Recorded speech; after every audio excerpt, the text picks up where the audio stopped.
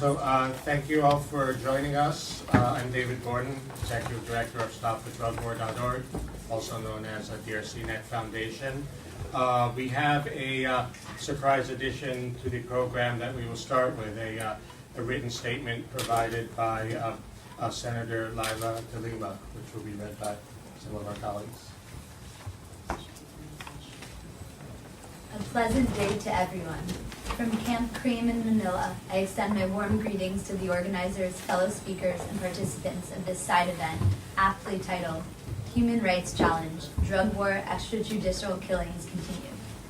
I am grateful for this invitation to engage with you on the occasion of the 61st session of the Commission on Narcotic Drugs here in Vienna. I also wish to extend my appreciation for your continued concern regarding human rights violations related to the ongoing war on drugs in the Philippines. Duterte's war on drugs continues without let-up despite the absence of any moral or legal justification. It continues to be operationalized by the police force without adherence to the process and the rule of law. Extrajudicial killings or state-sanctioned murder as a result of continue to be committed with impunity. As of this writing, drugs groups estimate that there are around 13,000 reported cases of extrajudicial killings committed in the name of this war. This number is presumably higher if we consider those that remain unreported, out of fear of the victims' families or refusal by government to acknowledge that they are extrajudicial killings. A few months back, the Commission on Human Rights of the Philippines stated that the death toll in drug war is higher than what the government suggests. That actually, in the Duterte administration's 2017 year-end Key Accomplishments Report, the Department of Interior of Local Government in Fighting Illegal Drugs section, it was stated that a total of 20,322 were killed under the war on drugs. Out of this sheer number and continuing death toll, only a handful is being investigated and prosecuted. The families of victims do not have immediate access to effective remedy because government fails or is unable to provide such. Even human rights defenders who investigated killings are threatened by Duterte himself when he ordered the police to shoot the advocates if they obstruct justice.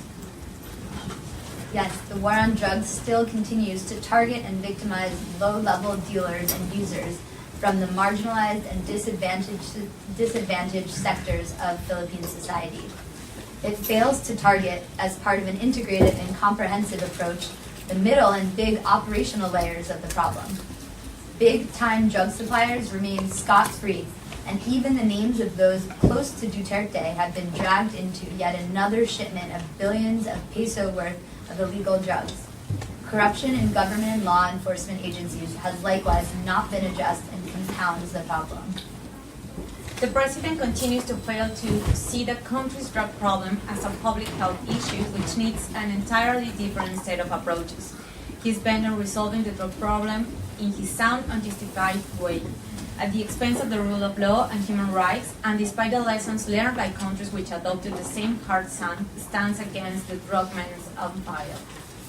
How many more lives are going to be cut short?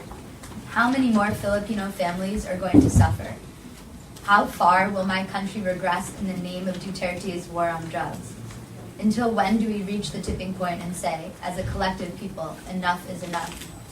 With my fellow human rights advocates, I urge the international community to continue to condemn and sanction the Duterte government for its conduct of this war.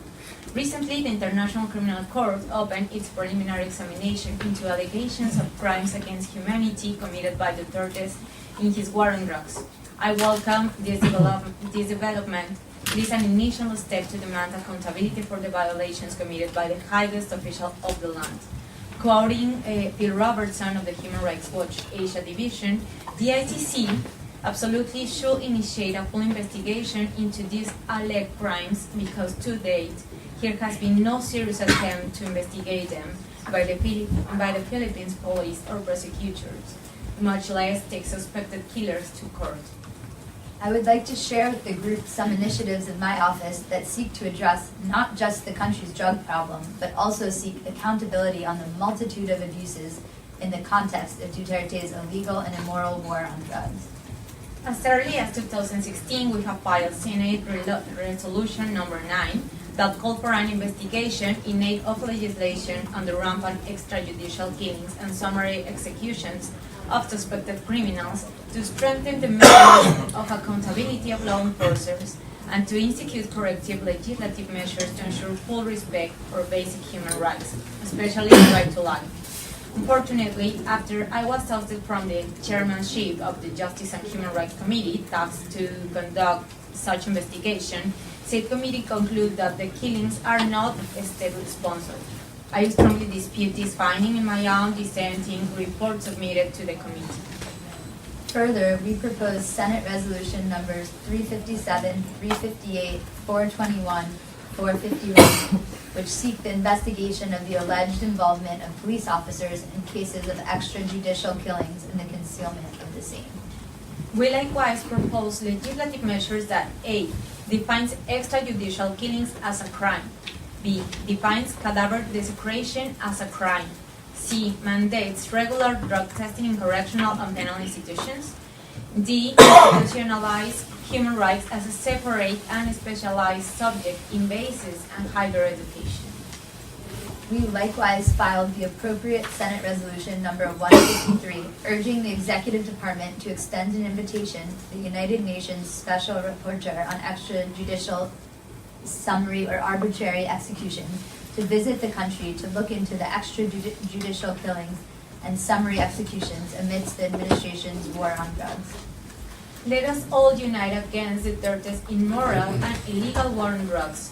Let us all say no to extrajudicial killings committed in its name and demand accountability for this government's failure to adhere to the rule of law and human rights.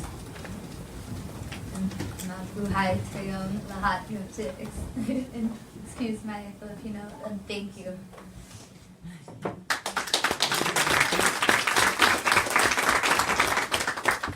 So, and thank you, and my colleagues are Natalie Ginsberg and Tanya Ramirez.